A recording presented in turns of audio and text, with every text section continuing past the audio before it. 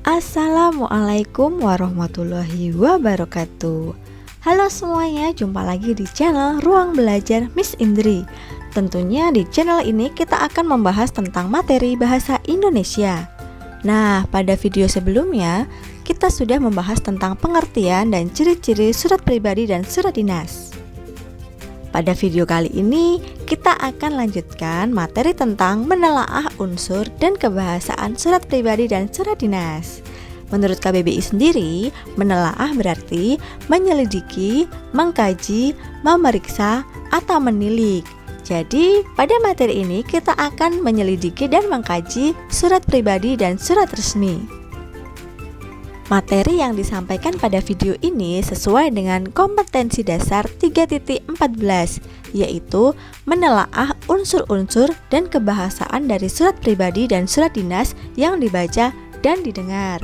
Sedangkan tujuan pembelajarannya adalah setelah mempelajari materi ini, siswa diharapkan dapat menelaah unsur surat pribadi dan surat resmi dan menelaah kebahasaan surat pribadi dan surat resmi. Sudah siap untuk mengikuti pembahasan materi hari ini? Siapkan buku catatan kalian ya. Namun sebelumnya, saya akan membagikan tips mendapat pahala dengan cara mudah dan gratis tentunya, yaitu dengan cara klik tombol subscribe, like, dan komen channel ini ya, agar channel ini dapat terus berkembang dan membagikan materi-materi yang bermanfaat.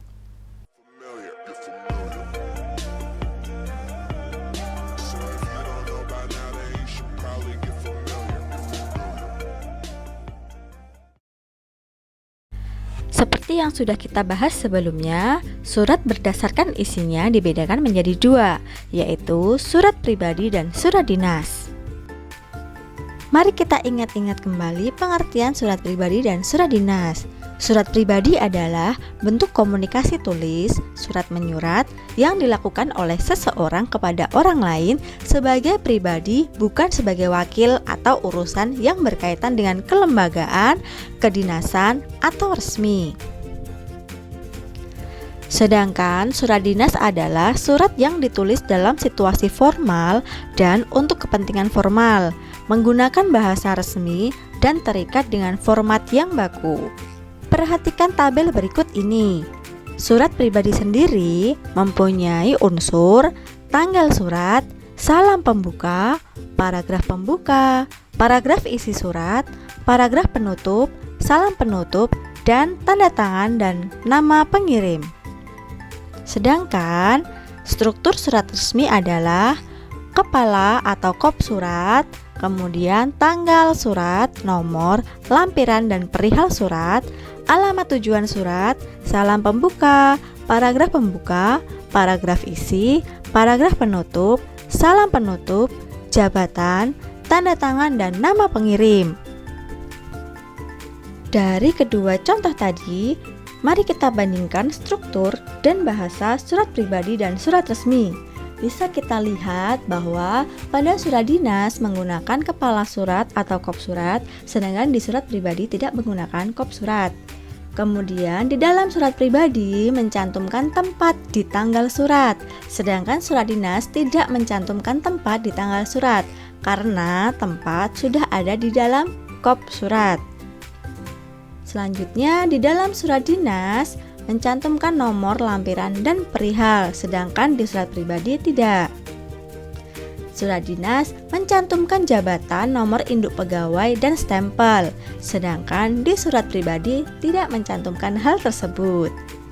Di dalam surat pribadi, bahasa yang digunakan adalah tidak formal, sedangkan di surat dinas bahasa yang digunakan adalah bahasa formal atau bahasa resmi.